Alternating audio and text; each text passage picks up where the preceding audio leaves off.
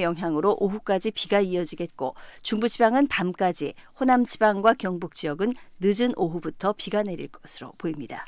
특히 중부지방에는 천둥, 번개와 돌풍을 동반한 시간당 30mm 이상의 강한 비가 오는 곳이 있겠습니다. 서울의 지금 기온은 26.3도입니다. 아나운서 임수민이었습니다. KBS 1라디오 6시 뉴스를 마칩니다. 지금 시각은 6시 5분입니다. KBS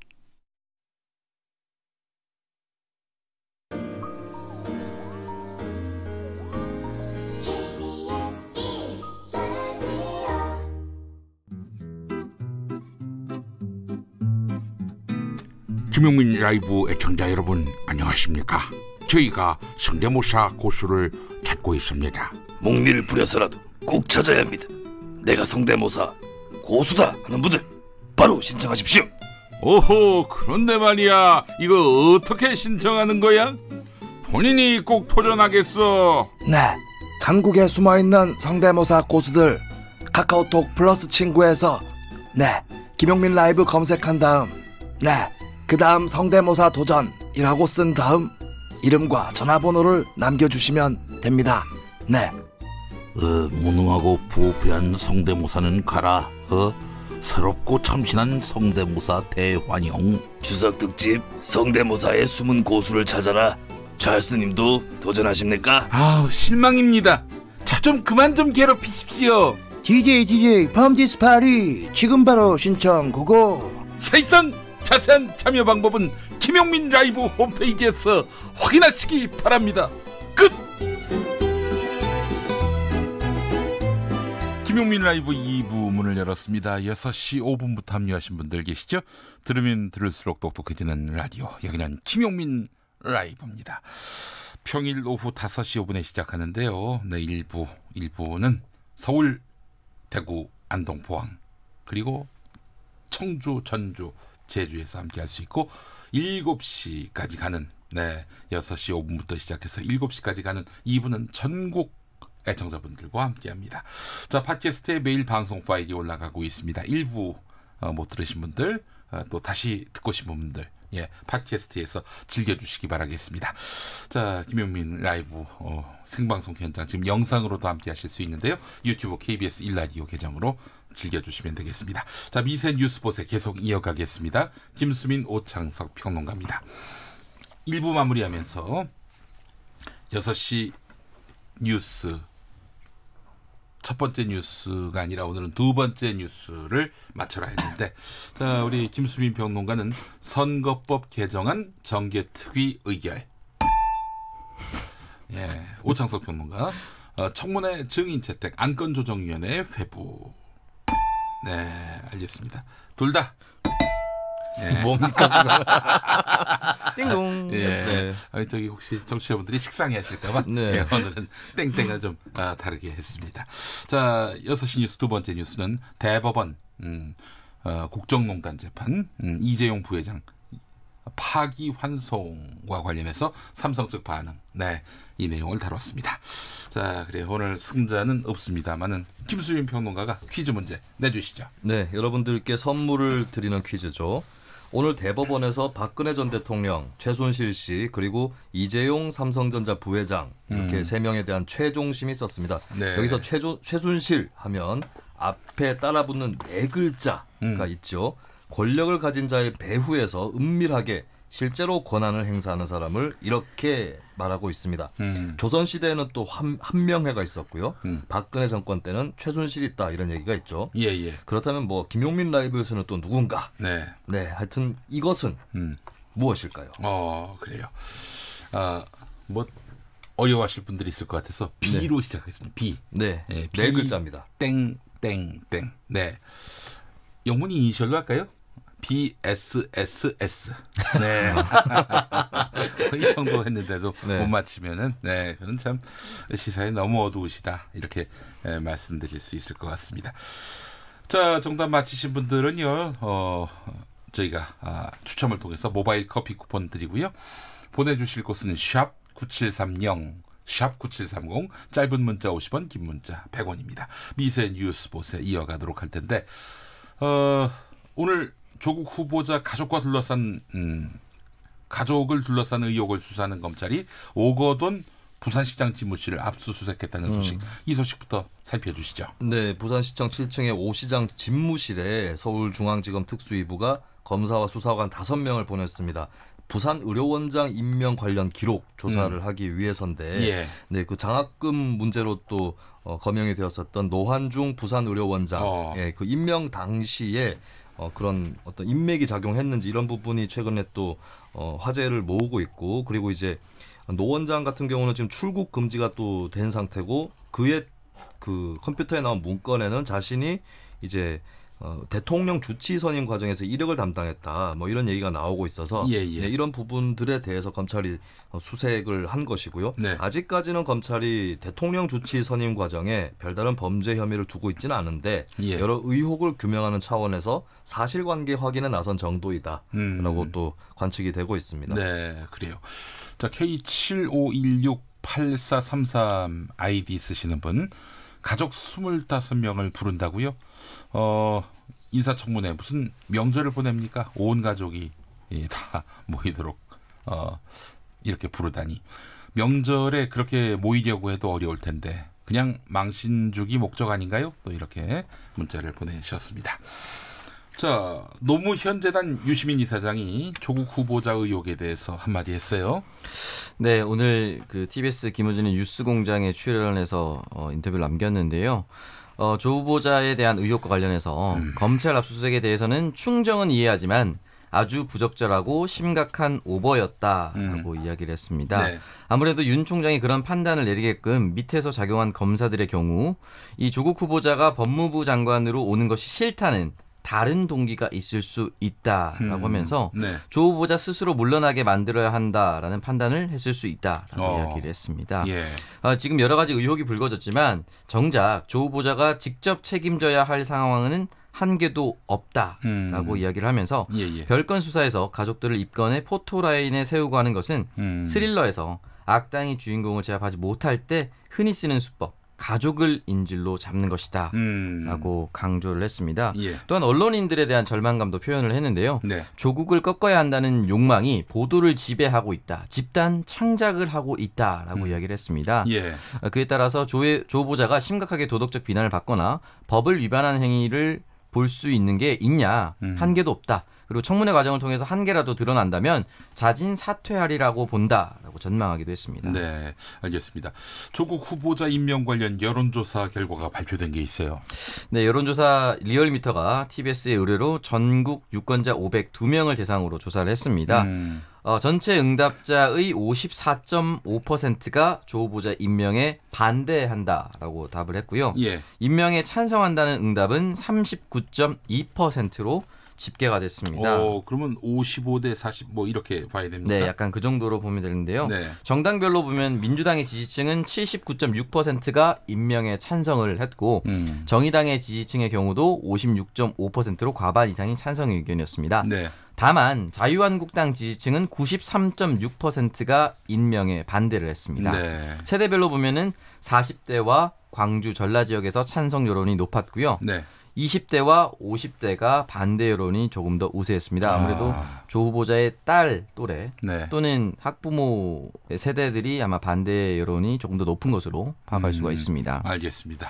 네, 이번 조사는 2019년 8월 28일 수요일 전국 19세 이상 성인 1411명에게 접촉해서 최종 502명의 응답을 완료, 4.8%의 응답률을 기록을 했습니다. 무선전화 면접 및 유선 자동 응답 혼용, 무선 전화와 유선 전화 병행, 무작위 생성 표집 틀을 통한 임의 전화 걸기 방법으로 실시했습니다. 통계 보정은 2019년 7월 말 행정안전부 주민등록 인구 통계 기준 성, 연령, 권력별 가중치 부여 방식으로 이루어졌고 표본 오차는 95%, 신뢰 수준에서 플러스 마이너스 4.4% 포인트입니다. 수고 많이 하셨어요. 네. 이게 쉬운 일이 아닙니다, 이게. 예. 제가 그래요? 오늘 이거 한번 다뤄보려다가 좀 귀찮아가지고.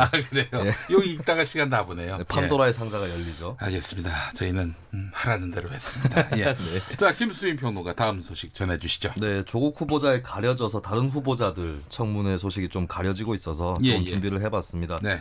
은성수 금융위원장 후보자에 대한 인사청문회 오늘 개최가 됐는데 아니나 다를까 여기서도 조국 후보자 얘기가 나오고 말았습니다. 사모펀드 논란이 있었기 때문에 네. 예, 금융위원장 후보자 청문회란 이유로 나오게 됐는데 특히 자유한국당 의원, 특히 또 김종석 의원 같은 경우는 조 후보자가 관계되어 있는 코링크 프라이빗 에쿼티에 대해서 문제가 있다. 네. 매니저와 투자자 간 업무 관여는 안 된다는 법정신에 어긋나는 것 아닌가라고 지적을 했고요. 바른미래당 이태규 의원은 모 후보자 이렇게 표현했습니다. 모 후보자처럼 특혜 편법으로 본인이나 가족의 사적 이익을 취한 사실이 있나라고 그렇게 우회적으로 조국 후보자를 겨냥하기도 했는데 이에 대해서 더불어민주당에서는 전해철 의원이 나서서 사모펀드를 공직자가 소유하고 취득하는 것에 문제가 있나라고 은 후보자에게 물었습니다. 은 후보자가 좀 남의 얘기 사이에서 이게 내 청문회인가라는 생각을 좀 하게 됐을 것 같고요. 그리고 급기야 선거법 개정안이 정개특위에서 의결되면서 이 청문회에도 여파를 끼쳤습니다. 자유한국당이 여기 항의해서 청문회장에서 퇴장을 했었고요. 아이고. 네. 그러다가 또 다시 오후에 청문회를 속개를 했습니다. 아니 근데 그게 무슨 상관인데? 근데 어느 정도는 뭐 이해할 수 있는 거는 당의 비상령이 내려지기 때문에 네. 뭐 다른 장소에 있는 회의에도 영향을 끼칠 수는 있겠죠. 네. 네. 알겠습니다. 자, 농림축산식품부 장관 후보자 인사청문회도 열렸다고요. 네, 김현수 농림축산식품부 장관 후보자에 대해서도 청문회가 열렸는데 비교적 차분한 분위기에서 정책 검증 위주로 진행이 됐습니다. 네. 농업 예산이 좀 우리나라에서 적은 거 아니냐? 예. 농작물 수급 대책은 어떤 것이 있느냐? 쌀 직불제는 어떻게 할 것이냐? 뭐 이런 정책 질의들에 많이 주력하는 모습을 보였고요.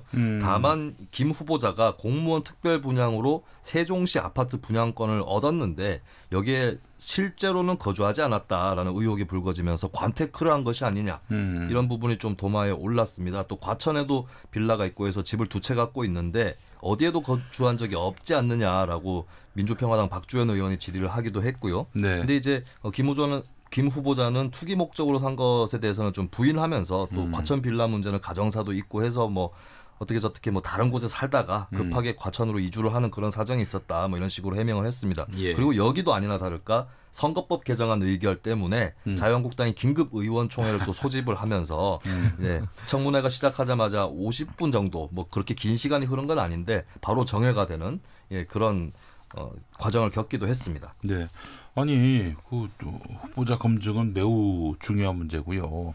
그런데 이렇게 상관없는 그 위원회 일에 의원들이 몰려간다는 건 참 이해를 할 수가 없네요. 예. 근데 뭐 당에서 의원 총회를 소집을 했기 때문에 네, 또 의원 총회 중요한 총회 절차죠. 일정은 그럼 뭐예요, 그럼? 그러면 이제 당에서는 당은 뭐예요? 이렇게 나올 수도 있겠죠.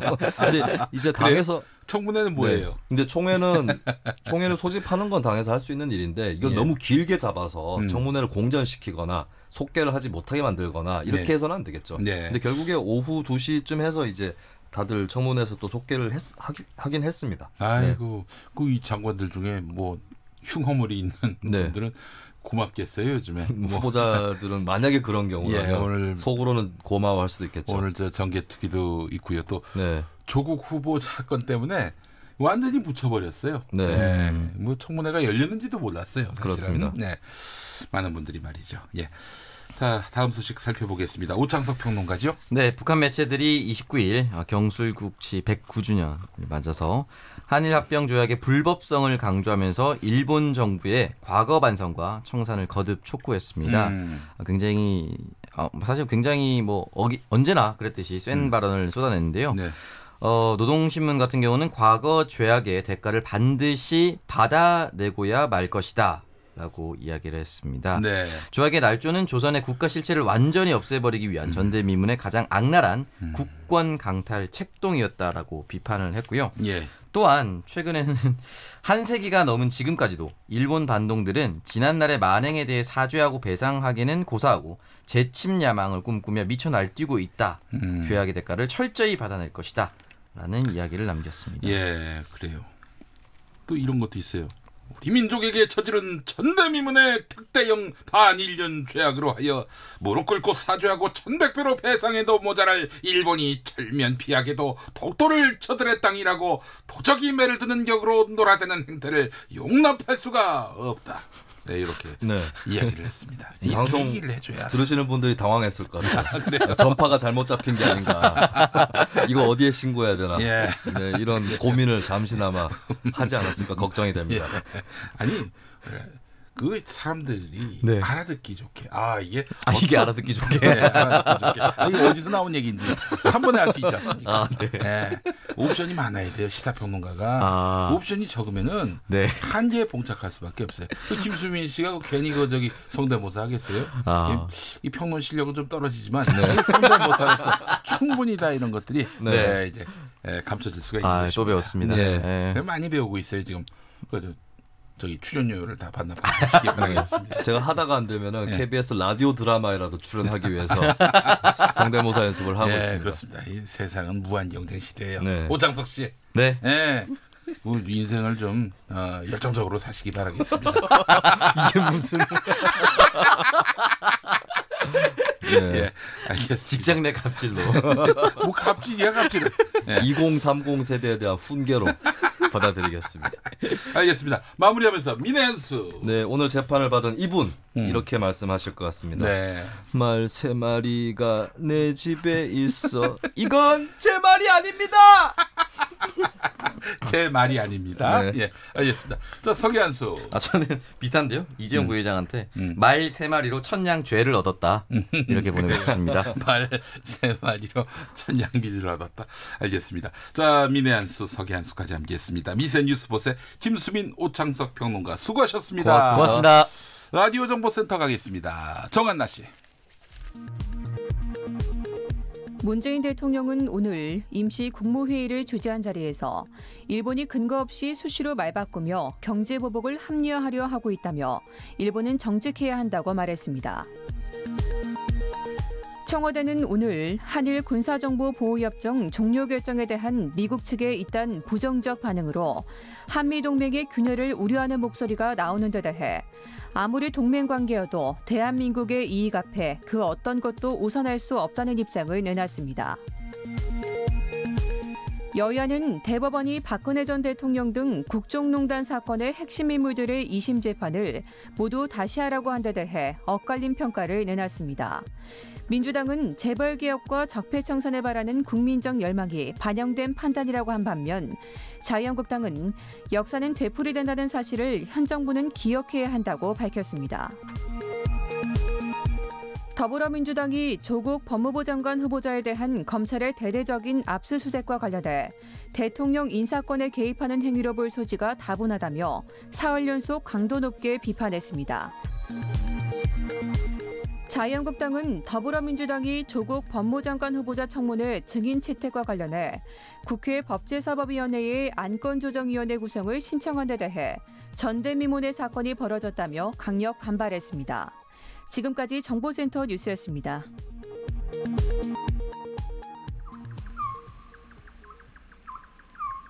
김용민 라이브 오디오 파노라마.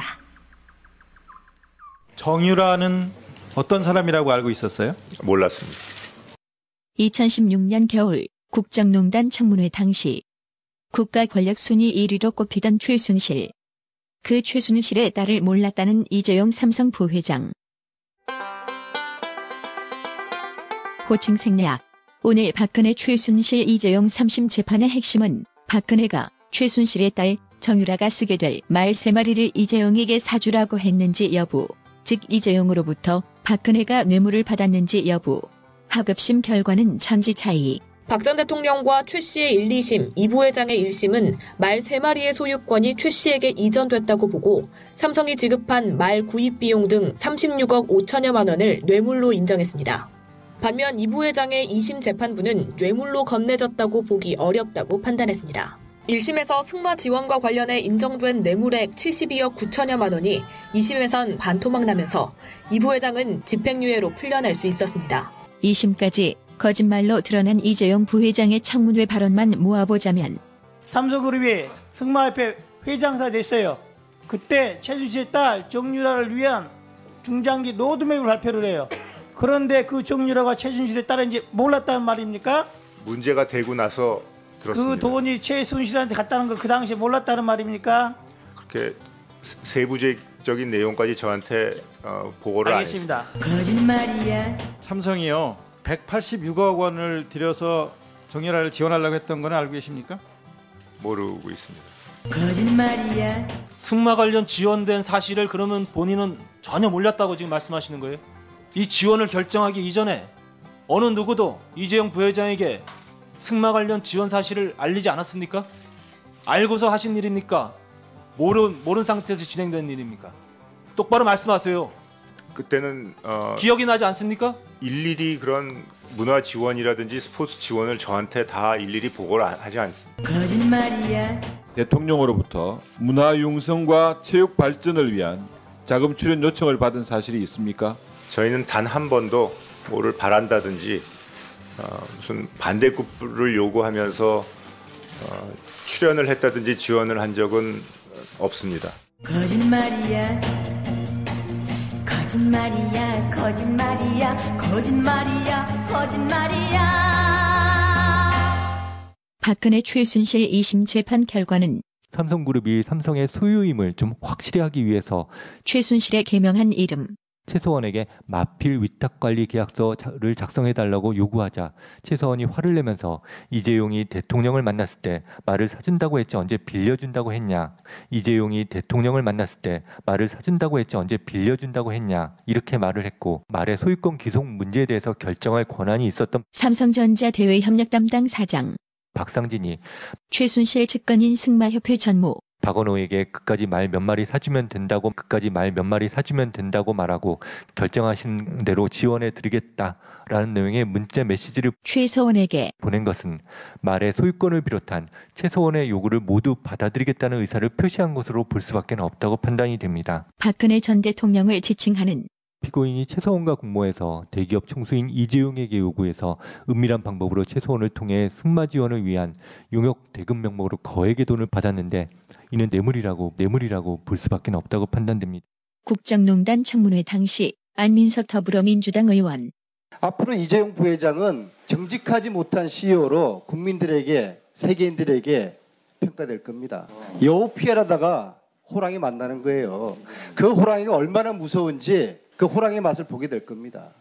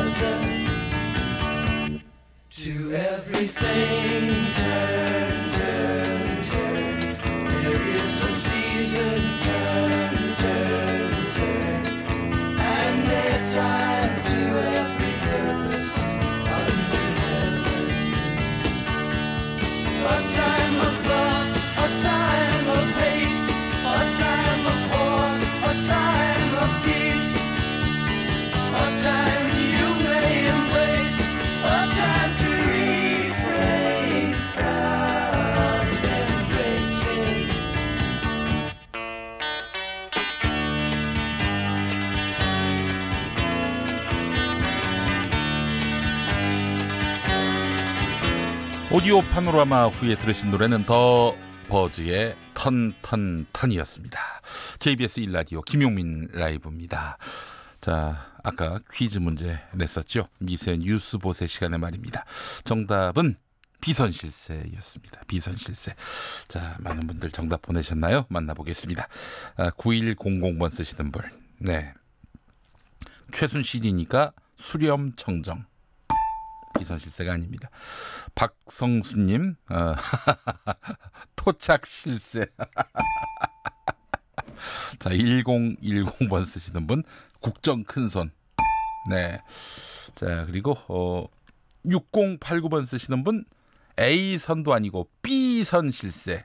아, 그 B가 B였군요. 영문자 B. 네. 쓸데없이 저기 토를 다셔가지고 떨어졌습니다. 네. 자, 그리고 8361번 쓰시는 분, 버선 실세. 네. 그래요. 자, 6816번 쓰시는 분, 비행소녀. 네. 자, 그리고 김진황님, 비선 순실. 아, 이것도 BSSS네요. 비선 순실. 자, 그래요. 재밌습니다. 자, 그리고 4000번 쓰시는 분, 정답 비선 실세. 퇴근 후 산책 중인데요. 까마귀가 오네요. 우울한 뉴스는 그만 좀 나왔으면 좋겠습니다. 라고 하셨습니다. 아이, 저도 그래요. 예. 6438번 쓰시는 분, 정답 국정농단. 김용민 라이브 신규 애청자입니다. 좋은 방송 감사합니다. 이러면서 정답이라고 해주기를 바라신 것 같습니다. 네. 가차 없습니다. 저희 방송은. 좀 이런 문화가 있어요. 예. 자, 그리고 7590번 쓰시는 분, 김용민 KBS 1라디오 비선실세. 예, 그래요. 이거 맞히는 게 맞죠? 예. 네, 알겠습니다. 왜 소리가 이상해졌지? 네, 알겠습니다. 자, 그리고 2340번 쓰시는 분, 비선. 어떤 인물이나 단체와 관계를 맺고 있다는 뜻, 실세, 실제 세력, 실제로 세력을 갖고 있는 자. 그래서 비선실세. 예, 비선실세는 김용민. 네. 아, 이거 비선실세 맞히셨어요. 자, 그리고 4327번 쓰시는 분, BTS가 왜 나옵니까? 네, 그래요. 정답이라고 해서 보내셨는데요. 많은 분들 또 오답도 보내주시고요. 감사합니다. 겨울바다님, 오늘 퇴근 때부터 김용민 가방에 실로폰을 넣어 퇴근하시고 앞으로 성공예감 실로폰 살 때까지 계속 출퇴근하시고요. 어제 실로폰 소리가 영 김용민 라이브 질을 떨어뜨렸다고, 네, 이런 말씀하셨습니다. 이거 들고 갈까요? 꽤 무겁습니다. 이게 저 가격을 제가 한번 알아봤는데 12만 원이에요. 예, 제법 비쌉니다. 예, 그래요. 이거 저 한 여벌 하나 또 마련해 두는 것이 좋겠다는 생각도 해봤습니다. 자, 고루다님, 과천 의왕간 고속도로. 여러분, 이거 고속도로인 줄 아시는 분들 많이 계신데요. 이 지방도예요. 309번 지방도. 봉담 과천로라는 길 이름이 있습니다. 과천 의왕간 고속도로. 이런 명칭은 없습니다. 자, 하여간 의왕터널 라디오 수신이 끊깁니다라고 하셨어요. 네, 봉담 과천로, 여기 경기도청도 관할하고요. 어디도 또 관할하던데, 경기 남부 도로 주식회사, 여기도 지금 관계하고 있습니다. 관심 가져주십시오. 사고 나면은 라디오가 최후의 비상 소통 수단입니다. 자, 의왕터널 라디오 수신 개선될 수 있도록 많이 도와주시기 바라겠습니다. 6시 33분 지나고 있습니다. KBS 교통정보센터 다녀오죠. 이승미 씨. 네, 시각 교통 상황입니다. 고속도로 퇴근 정체 서울 방향으로 더 길어졌습니다. 서양고속도로 서울 방향으로 발안에서 화성휴게소 사이 10km로 정체가 늘었고요. 이후 매송휴게소에서 용담터널까지나 서서울 요금소에서 조남분기점 구간 정체고요. 금천에서는 양방향 모두 밀리고 있습니다. 경부고속도로 서울 방향 오산 부근의 사고 여파 3km로 짧아졌고요. 더 가선 기흥에서 수원까지 정체입니다. 판교분기점에서는 외곽 외곽순환고속도로 진출하는 데 막히고요. 더 가서 달래내고개부터 반포 사이 정체로 여기는 40분 정도 걸립니다. 남부권 고속도로 날씨 영향을 받고 있습니다. 중앙고속도로 빗길의 속도가 더 떨어지고 있는데요. 삼락에서 대동요금소 구간이 양방향 모두 막힙니다. KBS 교통정보센터였습니다.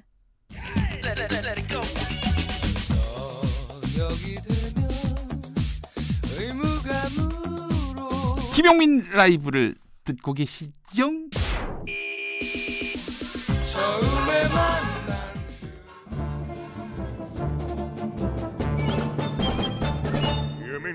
여기도 뉴스 저기도 뉴스 빡빡한 시사 뉴스 속에서 가슴이 답답할 때 뇌에 휴식을 드립니다. 한 주에 한 권 맛있는 책을 만난다. 책의 맛. 김갑수 문화평론가 나오셨습니다. 안녕하세요. 네, 정선태 국민대학교 글로벌 인문지역대학장 어서 오십시오. 네, 안녕하세요. 네, 학장님도 오셨고 평론가님도 오셨고요. 자, 저희 방송에서 하여튼 터널에서 라디오가 안 들린다면은 여기다가 바로 민원을 보내십니다. 예. 개선된 사례도 꽤 있고, 네. 1606번 쓰시는 분, 밀양 가곡 터널 방송이 끊깁니다라고 하셨어요. 밀양? 예, 밀양. 아, 이게 전국 방송이죠? 전국 방송입니다. 예. 6시 때부터는 전국 방방곡곡 다 나갑니다. 예. 저는 콩으로 듣는데. 콩으로. 네. 콩으로는 전 세계에서 다 들을 수 있습니다. 저는 팟캐스트로 들어요. 팟캐스트로. 아, 녹음된 거를. 네. 알겠습니다. 밤에 1시쯤 산책을 나가니까 그때 항상. 네. 알겠습니다. 감사합니다. 자, 오늘 그 이재용 부회장, 박근혜 전 대통령이나 최순실 씨에 대해서는 뭐 그렇게 많은 분들이 관심을 갖지 않는 것 같기도 하고 갖는 것 같기도 하고 그런데 이재용 부회장에 대해서는 아주 시선이 집중된 상태입니다. 아무래도 현실적인 자본 권력으로 대표되는 분이니까 그 오늘 사실상 감옥에 다시 들어갈 수밖에 없는 그런 판결이 나왔습니다. 이 소식은 김갑수 평론가님 모르시더라고요. 예. 아니 그보다도 그 한일전이 벌어지다 보니까 네네네. 삼성이라는 기업의 가치, 네. 그 의미 이걸 이제 재인식을 했어요. 예. 근데 삼성이 돌아가는 게 꼭 그 오너 집안이 하는 건 아니에요. 이재용 부회장이 뭐 다 진두지휘하고 결정권을 내리는 건 아니에요. 그러나 이 한국사회는 어쩔 수 없이 이제 재벌 가와 그 대기업이 너무 밀착돼 있잖아요. 네네네. 그러니까 잠시 사람들이 과거에 어떤 일이 있었는지를 좀 약간 지우고 삼성 잘해라 응원하는 마음을 가졌던 거야. 네. 그러다가 이제 이 범죄적 상황에 또 직면하니까 엄청 마음이 혼란스러운 거죠. 네. 양양자 위원장하고 한번 어디 방송을 하면서 서로 그런 얘기를 나눈 적이 있었어요. 네. 이제 언젠가는 이제 가문 경영이라는 게 이제 없어져야죠. 네? 대주주로서 역할만 하고 그 전에 한국인들에게 삼성이란 토론이 필요하다. 네. 그 애증의 감정을 있는 그대로 꺼내놓고 그러니까 이재용 부회장이 뭐 감옥에 갇힌다고 삼성이 안 돌아가는 건 분명히 아닌데 그 사람들의 그 복잡 미묘한 심정도 같이 헤아려야 될 것 같아요. 네, 알겠습니다. 정선태 학장님 어떻게 오늘 이 뉴스 접하셨습니까? 저는 오늘 대법원 판결을 생중계로 봤는데요. 예. 보면서 사필 기정이라는 생각을 합니다. 삼성이 넘지 못했구나라는 생각을 했어요. 네. 그런데 저는 오너리스크란 말을 많이 쓰지 않습니까? 제가 잘 모르긴 합니다만은 이 오너리스크를 지우고 정말 삼성이 인류 기업으로 다시 태어난다면 이만한 이 좋은 계기가 없지 않을까 싶기도 해요. 적극적으로 받아들이는 게 어떨까 싶습니다. 네, 삼성이 정말 자기들이 공언한 대로 국민의 신임을 받는 기업으로 거듭나기 위해서 하여간 참 이런 법적 책임을 져야 되겠죠. 네, 이걸 감수를 해야 되지 않겠는가 생각도 들면서 또 이런 일이 반복되지 않도록 또 만전을 기해야 할 것 같고요. 자, 오늘 책의 맛 두 권입니다. 우선 우리 정선태 교수님이 고르신 책은 뭡니까? 네, 오늘 제목을 오래된 서울은 깊다라고 제가 지어봤는데요. 오래된 서울은 깊다. 네, 이 책을 고르게 된 계기가 지난 시간에 리베카 솔릿의 걷기 인문학을 소개하면서 얘기하다가 서울은 걸을 만한 도시인가 라는 얘기가 막바지에 나왔었어요. 그렇죠. 해서 제가 한 권, 그리고 우리 김갑수 선생께서 한 권, 두 권을 골랐습니다. 저는 김창희 선생과 최종현 선생이 함께 지은 오래된 서울을 골랐고요. 네, 김갑수 선생님은 어떻게? 저는 이제 전우영 교수 요새 활동 많이 하잖아요. 네, 그렇습니다. 그 양반이 한 10여 년 전에 했는데 그때 반해갖고 온 사방에 다니면서 책 소개하고 서평 쓰고 그랬는데 서울은 깊다. 서울은 깊다. 네. 아, 그러면 오래된 서울은 깊다. 두 번을 합친 거네요. 네. 두 분이 가져온 책의 제목을 조합해 보면 오래된 서울은 깊다. 네, 그리고 알겠습니다. 오늘 얘기 속에는 뭐 포함시키지 않지만 이 두 권이 서울에 관련된 정말 명저인데 현대적 관념의 서울책이 하나 더 추가되면 좋겠는데 이 시간에 사실 오래전에 소개를 한 적이 있어요. 뭐냐면 이경훈 교수의 서울은 도시가 아니다. 요거까지 세 권을 만약에 누군가 읽는다면 정말 그 깊은 뿌리의 내력서부터 현대 도시학적 관점까지를 이렇게 다 훑을 수 있죠. 먼저 김갑수 선생님께는 서울이 어떤 곳입니까? 오늘 책 소개하고는 상관없이 하이테크 도시죠. 하이테크 도시. 네. 지금 전 세계 그 대도시 중에 ICT의 여러 기능이 서울만큼 구현되어 있는 곳은 없습니다. 정보통신기술. 우리는 나쁜 것만 이제 얘기하는 게 습관이 돼 있으니까 그런데 이렇게 효율적인 도시가 없는데 그 이유가 왜 그러냐면 일단 1950년대 전쟁기에 다 때려 부셨죠. 부서졌죠.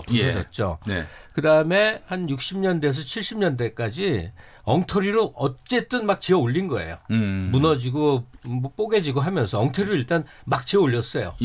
그다음에 한 80년대 올림픽 즈음에서부터 시작해서 2000년대 초반까지 엉터리로 지어 올린 걸 싹 허물고 새로 깨끗이 지었어요. 근데 그때 IT적 관점이 막 수립이 돼서 해외 대도시들은 어떻게 감히 손댈 수도 없는데 서울은 바로 그 ICT를 적극적으로 수용을 해서 기능적이고 효율적으로 어마어마하게 재구성된 그리고 돈을 좀 버니까 한국인들이 전통을 또 복원을 하고 뭐 이러면서 하여튼 스마트 시티죠. 이런 수도나 이런 대도시는 세계적으로 거의 없다고 생각하면 됩니다. 다른 나라 주요 도시 다녀볼 기회가 있었는데 물론 한 6, 7년 전 이야기이기 때문에 지금은 많이 개선 안 됩니다. 거기는 어떻게 땅을 파고 어떻게 새로 지어 올리고 케이블을 어떻게 새로 깔고 못해요. 그건. 서울에서 무선 인터넷 하듯이 다른 뭐 파리나 도쿄나 워싱턴, 뉴욕 못해요. 그렇게. 기대하면 안 됩니다. 전혀 기대하면 안 됩니다. 정말 ICT는 서울이 대한민국이 최고예요.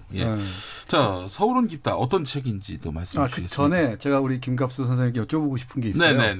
우리 60대에 접어든 김갑수 선생님의 이 개인적 관점에서 볼 때 서울에서 오랫동안 사셨죠.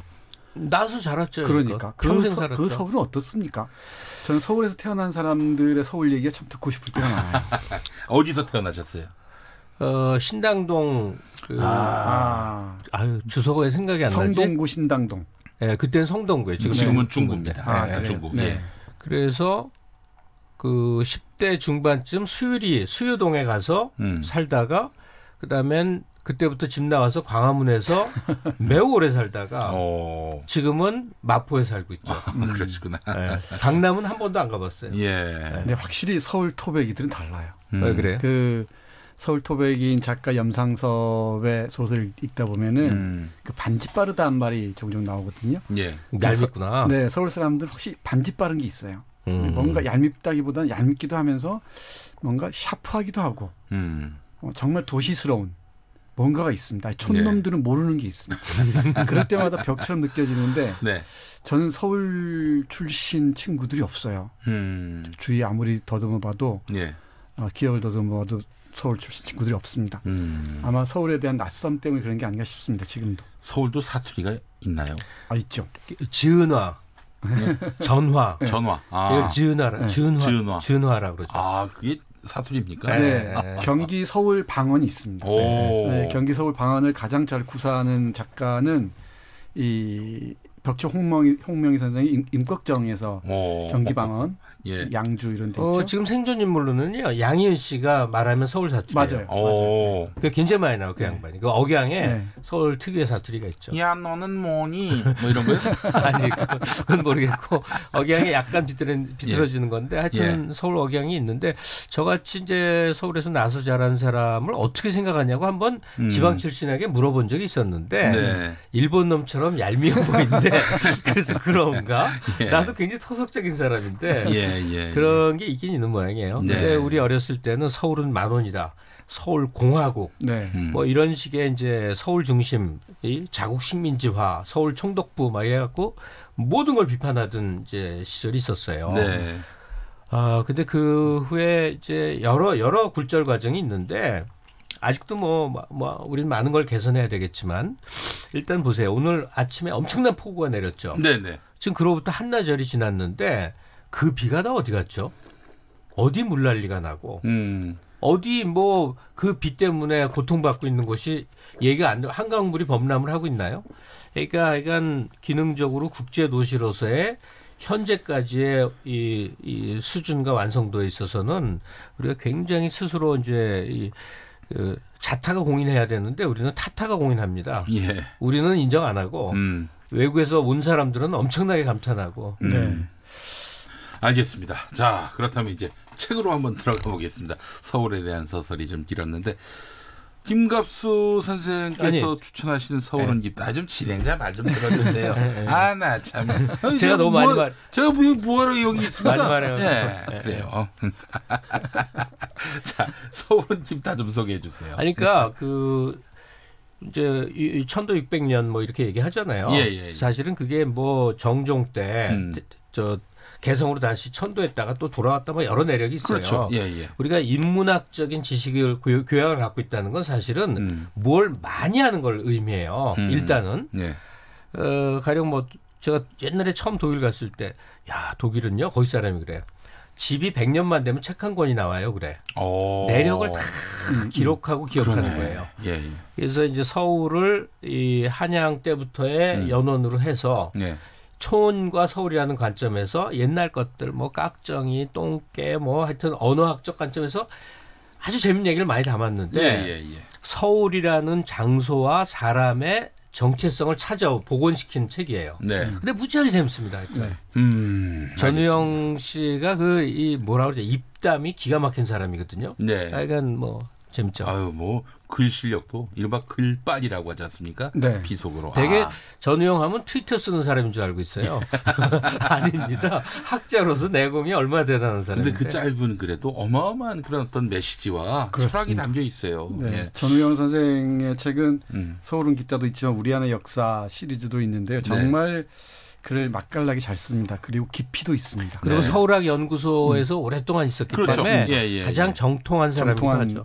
역사학자죠.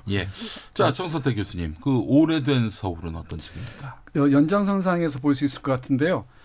오래된 서울은 그야말로 오래된 서울을 다양한 관점에서 바라보는데 주로 지도, 길, 찾기와 관련해서 보시면 흥미로울 것 같습니다. 그래서 서울은 깊다와 오래된 서울을 겹쳐놓고 보시면은 서울이 훨씬 입체적으로, 그러니까 시공간적으로 입체적으로 다가오지 않을까 싶어요. 우리가 아는 것만큼 보인다고 하지 않습니까? 확실히 이 두 권의 책과 아울러서 앞에서 말씀하신 그 이경훈 선생의 책,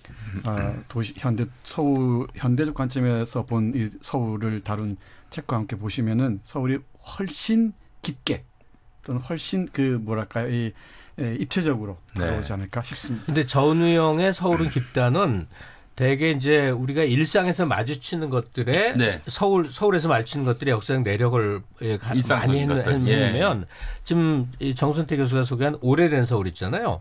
이거는 뭐가 재밌냐면 우리가 알고 있는 인사동, 뒷길, 석도, 향교원 이 장소가 그 전에 무엇이었고 어떠했는지를 아주 세밀하게 복원을 해놨어요.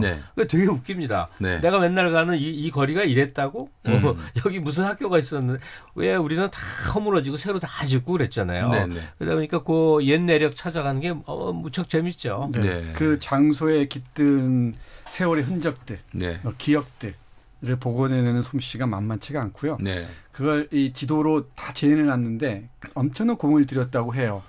그 길을 따라가면서 이야기를 들으면은 예. 김창희 선생 이야기를 직접 들은 적이 있는데 정말 흥미진진합니다. 예. 그러니까 막연히 걸을 때와 그곳에 깃든 이야기를 들으면서 걸을 때는 분명히 달라지거든요. 예. 그러니까 가이드가 없다 하더라도 이런 책을 가이드 삼아서 네. 서울은 깊다와 오래된 서울을 가이드 삼아서 걷다 보면은 그 길이 전혀 다르게 와닿을. 예. 그 오래된 서울 지금 이 정선태 교수가 소개하는 책의 저자 김창희 씨의 고등학교 시절에 내가 많이 놀러 갔거든요. 그러면 집이 이문동이었는데 네. 그때는 우물로 길어서 물을 먹었고 그렇지. 바가지가 없어갖고 철모로 내내 그 물을 쪄서 먹던 기억이 납니다. 어디서 불러 들어온 철모 갖고 예. 그 시절이 그런 시절이 있었어요. 네. 우리 쪼꼬 입술님도요. 옛날 서울엔 애들이 노는 골목길 나뭇그늘이 가득했어요. 친구 엄마들이 밥 주시고 또 놀고. 자, 데이빗 마요네즈님, 김갑수 선생님 젊으셨을 때 강남은 배추밭이었으니까 강남에 올 일이 없으셨겠죠. 강남을 많이 간 게 네. 그 웃긴 얘기인데 옛날에 소작을 많이 줬거든요. 지금 풍납동 있잖아요. 거기 저희 집에서 준 소작이 있어서 자주 간 거예요. 네. 가면 도련님 대접을 받았거든. 아, 뭐 얻어먹고 기주 때 뭐 그런 게 좀 있었어. 이야, 그렇구나. 아니 뭐 저기 아버지가 어떤 분인지 또 궁금해지는 웃기는 얘기인데 그 잊어버릴까봐 지금 얘기를 하면요. 예. 그 가면 이제 그냥 걸어가면 한강이란 말이에요. 네네. 그러니까 지금 제가 서울을 참 기능적으로 잘 재구성했다. 네. ICT 정말 스마트 하이텍 도시다라고 예찬을 하지만 앞으로 이제 또 서울이 어떻게 전개될 때 처음이자 마지막 가장 핵심은 강이에요. 강. 예. 모든 시민이 지금 강으로부터 떨어져 버렸어요. 강은 그냥 정말 그 순환도로 차 타고 지나가는 곳이 되고 고수부지 콘크리트 위에서 그냥 술 마시는 곳이 돼 버렸는데 강의 모든 콘크리트를 걷어내고 걸어서 강을 가야 이게 이 강의 이 개혁은 뭐 몇십조 혹은 뭐 어마어마한 이제 예산이 들겠지만 네. 강의 복원이 앞으로 서울에 가장 크게 남은 과제라고 생각해요. 네. 알겠습니다. 예. 저는 아무래도 문학 공부를 하다 보니까 네. 이 문학 텍스트 속에 이 재현된 서울 신경이 관심이 가게 마련이죠. 네. 근데 오래된 서울을 보면은 예컨대 이상이 살던 그 서촌에 관한 얘기들이 서촌이 지금 어디입니까? 아이 경북궁 서쪽. 술 마시러 안 가요? 지금은 맛있는 음식이 거기 최고예요. 지금 최고. 경복궁역. 그 서촌을 말하는 거예요. 경복궁역. 열정 감자 있는데 그걸 먹으러 안 갔으면 이상한 사람이지. 행정북면 알고 있어서. 효자동 전 이쪽이죠. 그렇죠. 이쪽이죠. 지금 신촌이 한때는 서촌이었었어요. 그러니까 지금 말하는 서촌이랑 다른 건데. 다르죠. 이상의 경우도 그렇고요. 뭐 이광수도 그렇고. 앞에서 잠깐 언급했던 염상섭의 소설 3대도 그렇고 이 서울의 배경을 소설들이 많습니다. 그리고 우리가 알만한 익숙한 이름으로는 김승호의 그 서울 1964년 겨울부터 시작해서 역사 이런 중요한 작품들이 서울의 배경으로 합니다.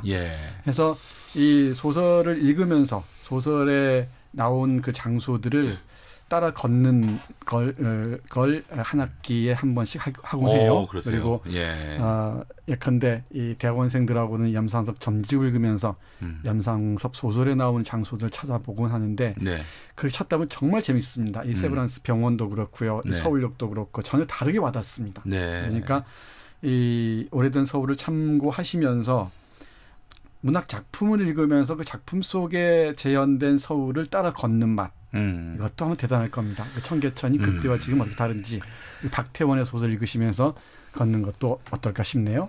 지금 종로 2가 있는 데가 조선조의 그 주단거리거든요. 근데 지금도 거기 뒷골목에 주단집이 많이 있고요. 야, 대를 이어서. 을지로가 원래 이름이 구리개거든요. 거기 한약방 거리였어요. 근데 지금도 남아있는 집들이 있고. 하여튼 역사 연원이라는 것은 우리를 뭔가 풍요롭게 만들어요. 그러니까 그동안 이제 허물어야 됐고 폭격받아 부서져야 됐고 이 내력을 쭉 우리가 안고 있는데 우리는 지금 경제적으로 엄청나게 이제 성장을 했잖아요.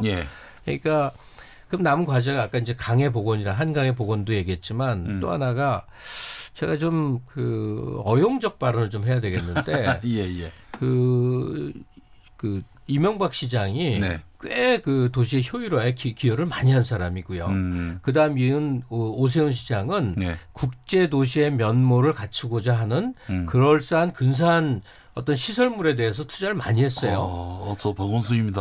저는 뭐 그다음 이어진 박원순 시장은 예. 지금도 여태 멀은 것 같지만 임기 내내 뭘 한 거냐면 사람이 그 방 안에만 갇혀 있는 노래방에 갇혀 있고 카페에 갇혀 있는 게 아니라 거리가 복원되고 뒷골목이 살고 마을 공동체가 살아서 맞아요. 이 서울에 거주하는 사람들이 하여간 건물과 도로가 아닌 그 외의 길이나 거리나 이 바깥에서도 어울리고 활동할 수 있는 거를 만드는 게 꿈인데 사실은 그게 뉴욕이에요. 가장 멋지다는 뉴욕. 사람들이 차 타고 어디 가지 않고 걸어서 다니고 이 길에 있는 그 벤치 의자 같은 데서 얘기 나누고 음식 먹고 뭐 간단한 일도 보고 놀이도 하고 이런 곳을 향해서 지금 하고 있는데 비용이 많이 드니까 여태 뭐 아직 충분한 진전은 없지만 그런 그 도시로에서 변모 과정 중에 있는데 그 각 시기의 시장들마다 적합한 그때 역할을 한 것 같아요. 그래서 예컨대 동대문 디자인 플라자 DDP가 예산 낭비라고 요걸 바가지로 하는데 서울이 패션 중심가가 국제 패션의 중심가 중에 하나가 된 게 바로 DDP 때문이거든요. 그러니까 다 그때 쓸모 있는 일들을 해온 겁니다. 이 KBS 앞에 이 그 5.16 광장이라고 덩그런 광장을 초대 민선시장이 조순 시장이었거든요. 그때 그거 다시 해서 지금 공원화 시켰잖아요. 그때만 해도 아스팔트였고요. 예전엔 또 공항이기도 했는데 이거를 이제 공원으로 정비를 했죠. 예, 알겠습니다. 신중기님 어렸을 때 마포 용마루에 올라서 밤하늘 보면 정말 아름다웠는데 지금은 별도 안 보입니다. 제가 지금 용마루 근처에 있습니다. 아, 그래요. 알겠습니다. 아카시아님은 80년대만 해도 기와집 천지에 이 버스매연 연탄가스 냄새만 기억이 납니다라고 하셨고 공감님 골로 기억난다고 하셨고요. 박성수님 뚝섬 생각나신다고 그리고 뚝섬. 0352번 쓰시는 분 영동우체국 사거리 여름에 버스 타고 지날 때 창문을 꼭 닫았다고 거름 냄새 때문에 똥 냄새 진짜 무지하게 났었죠. 그 안양천 무슨 중량천 뭐 이런 데들은요. 그냥 시커먼 거품이 흘러다녔었어요. 그렇죠. 그때는 끔찍했었죠. 그걸 다 지금 이제 맑은 천으로 만든 거예요. 아유, 책 이야기를 좀 더 했으면 좋겠는데 이제 마무리를 해야 될 것 같습니다. 이효리의 서울을 들으면서 마무리를 하도록 하겠습니다. 자, 김갑수 평론가님, 정선태 학장님 수고하셨습니다. 네, 고맙습니다. 서울은 기록이 많기 때문에 오늘 소개해드린 책 보면요. 굉장히 세세한 서울의 내력 볼 수가 있습니다. 알겠습니다. 내일 뵙겠습니다.